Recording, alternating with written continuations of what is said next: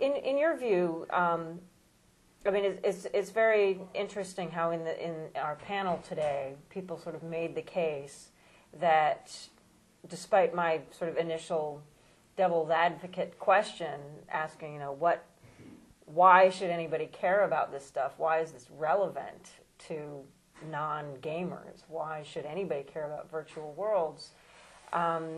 People were arguing that actually there are a lot of real-world lessons. I mean, what do you think that a non-gamer is going to get from your stories about the virtual world? I think that what our stories hold is not only the non-virtual lessons, but there are also a lot of real-world impacts that happen from the things that are going on in these virtual worlds. Our stories cover people who have six-figure U.S. dollar incomes solely from their activities in virtual worlds. We write about people who've met in the virtual world and gotten married in the real world. That's rather common. But there's also the question of or comparatively common. But there's also the question of how these places are going to be governed going forward, and what kind of social dynamics and structures are going to come out of these places. And right now they're the domain of corporations. There's one company behind each world, and what they say goes. At some point in the future, that's going to start to shift as different kind of models of virtual reality come online. And at that point, the question of how these worlds are governed, where people earn real incomes and other things with very real impacts in their lives, that question becomes more and more important. Right. And what do you think about? I mean, a number of people made the point this evening that some of the journalism happening in virtual worlds is actually more interesting than journalism happening in the real world. What's your view on that? It's all, to me, it's really a matter of context, I think. I mean, in the context of the virtual world, we get to have a lot of fun with what we do with the Second Life Herald. We get to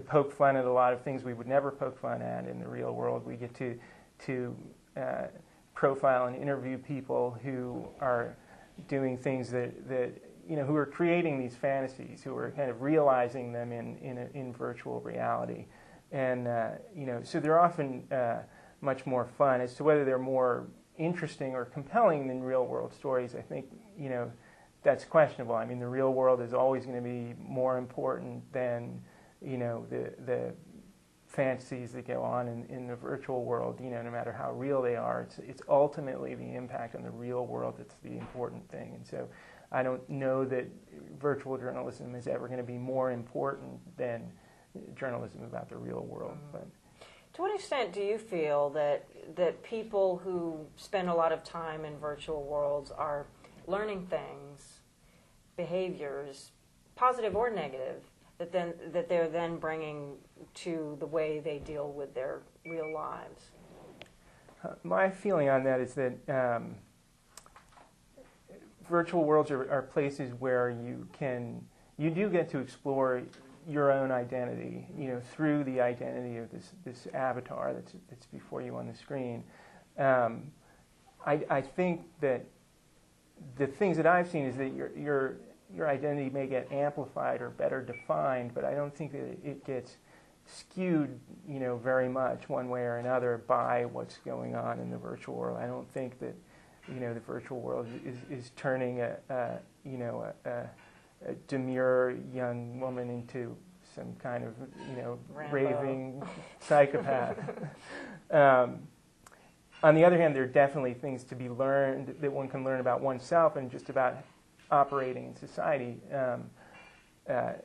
by operating in virtual worlds. From running a business, there are things to learn about that, or about the kind of experiments that the law students do and other students do in virtual worlds, and just to kind of learning a little bit more about how you interact with people in an environment in which there's less risk than there is sometimes in the real world.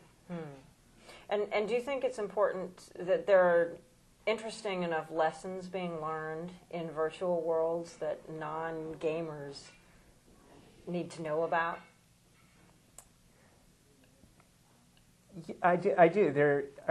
I'm sorry, say that again. Well, are people learning things? Are there kind of social experiments or interesting things that people discover about human nature or solutions to problems that are important enough that they could be applied to the real world, and that it's important to be reporting on this stuff so that people in the real world might kind of benefit from whatever people are learning in virtual worlds? Right.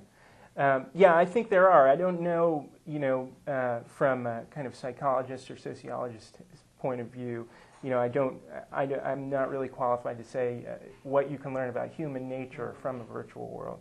However, I think that what you can learn about virtual worlds is very important, to the future of the kind of societies that are going to develop there, that are going to have a greater and greater impact on our daily lives.